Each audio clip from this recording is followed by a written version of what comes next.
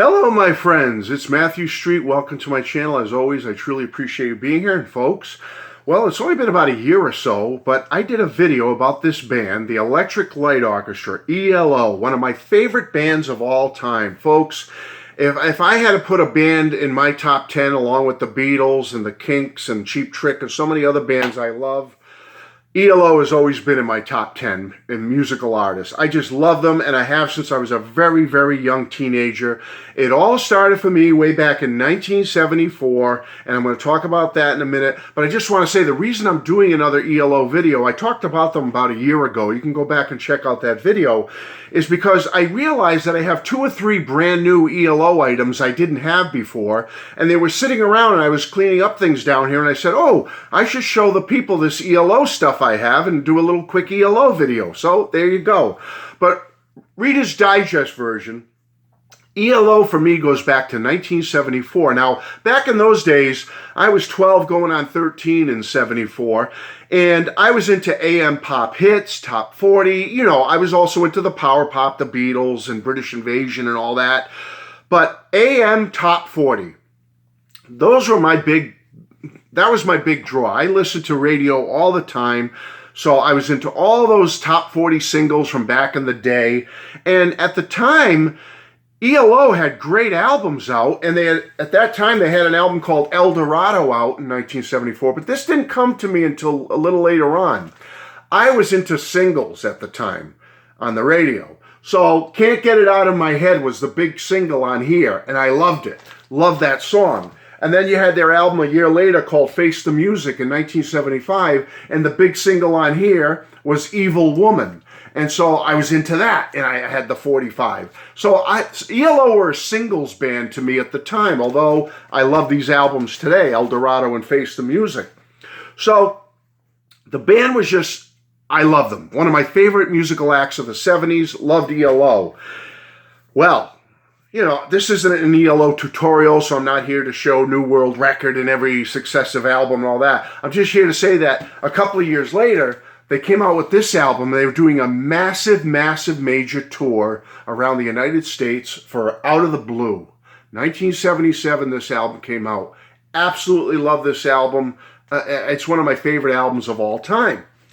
And I begged my parents. They were coming to the Providence Civic Center on that tour. Oh boy, I was 15 or so at the time, I believe 15 going on 16, and I begged my parents, you know, I didn't have my license yet. I want to go to this show. I got to go. Only a few miles from where I lived at the time.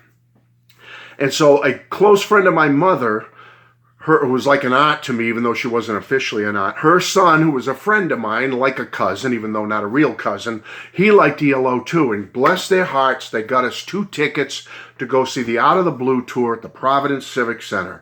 And what a show. It just, you know, picture a young teenager seeing ELO live in concert in that atmosphere.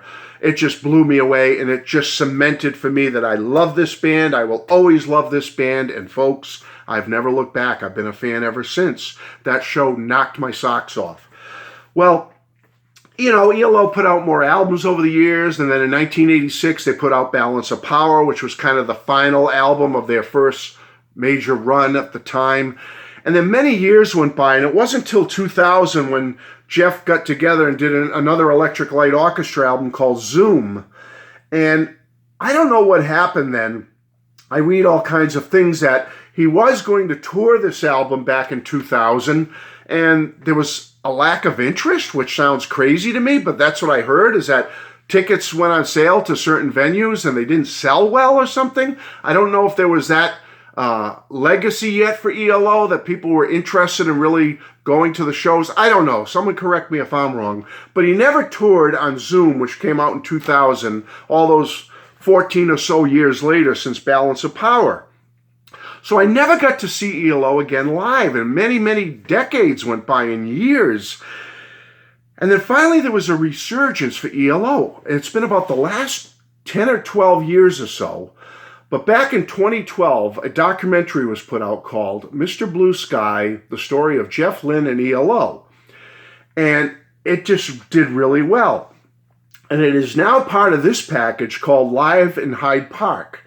Because in 2014, Jeff Lynne did a special show at Hyde Park in London. Jeff Lynns ELO. Here's the DVD, Blu-ray, whatever, Blu-ray, I believe.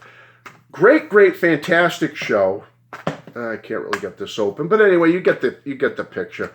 He did this show, and he was touched by it. Tens of thousands of people showed up to Hyde Park, going nuts, cheering and yelling for Jeff Lynns ELO. And I think it sparked something in him, and he saw that there was a legacy to this band. People love this band. And so he did an album in 2015 called Alone in the Universe, Jeff Lynns ELO. People loved it. The fans loved it. And he started touring again. A couple of years later, he pulled out Jeff Lynns ELO from out of nowhere. And people responded. People reacted to it and loved it. And to the point that he started touring again and doing shows. And luck beyond luck, as I reach, over 40 years after I first saw that Out of the Blue tour, my youngest son and I went to Madison Square Garden in 2018 to see ELO, Jeff Lynns ELO, live in concert, Madison Square Garden. Here's a tour poster. And folks, we had the greatest time. What a fabulous show. Jeff toured. He eventually did a massive concert at Wembley Stadium for that tour around that time, and came out with this beautiful package called Jeff Lynns ELO Wembley or Bust. Absolutely package worth getting, folks. You're getting 2 CDs of the full concert live, and then you're getting a DVD or Blu-ray, whichever package you get, of the entire concert filmed. Folks, absolutely stunning, well worth getting this package, Wembley or Bust.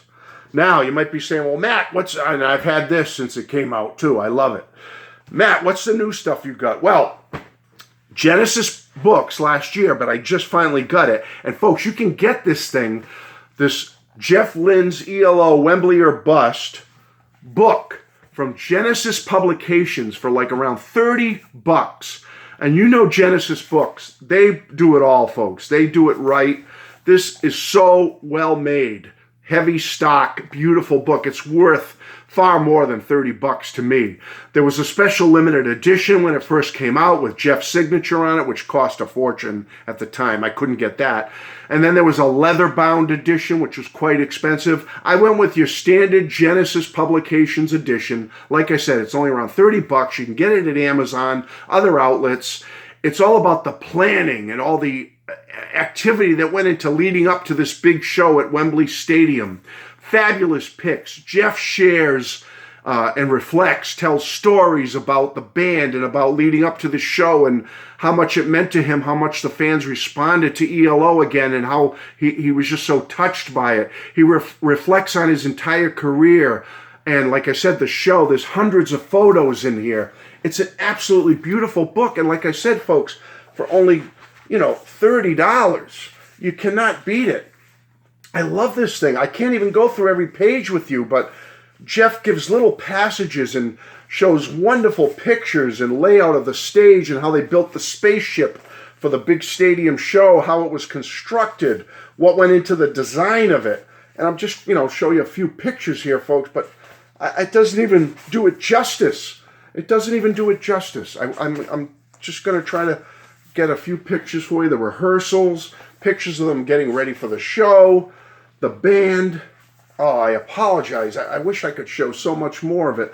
But folks, for $30, if you're a fan of ELO, think about getting this book, and look at this. Look at the beautiful shots in here and thoughts from Jeff and what this all meant to him. And I just absolutely love it. Sold out. Wembley Stadium. Wow. What a great show it was. The band, I'm just flipping through quick, folks. I don't even know. Stuff, Jeff writes passages, reflections about different songs. It's absolutely stunning, folks. Absolutely stunning, this book.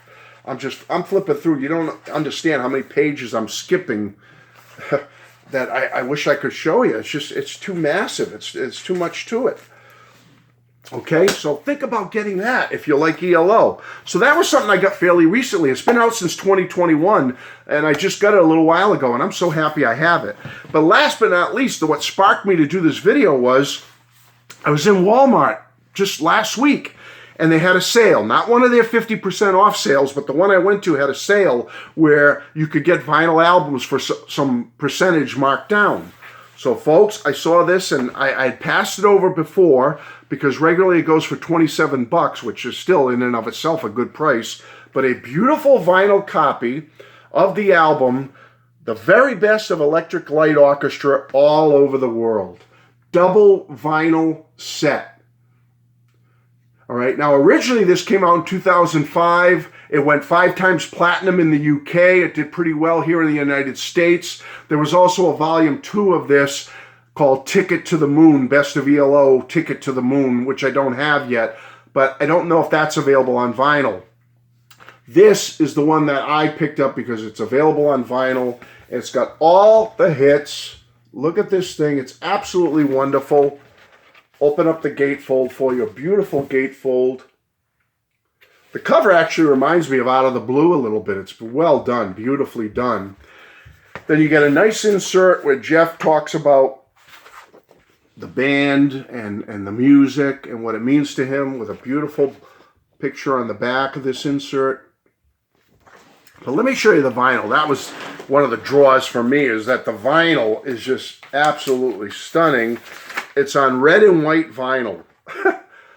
Here's the first one. All right. And then here's the second one on the white vinyl. And I just thought, wow, that's red and white vinyl. It's absolutely beautiful. I've got to grab it. And I got it for only 20 bucks. So I saved like 7 bucks on this package, which, you know, 50% would have been nice. But I'll take a few bucks off. So for 20 bucks, I got this beautiful, beautiful package. And like I said a little while ago, for 30 bucks, I grabbed this Genesis book about the big Wembley Stadium show, which you can also get on double. I believe it's on vinyl too, but I got these 2 CD, 1 Blu-ray set.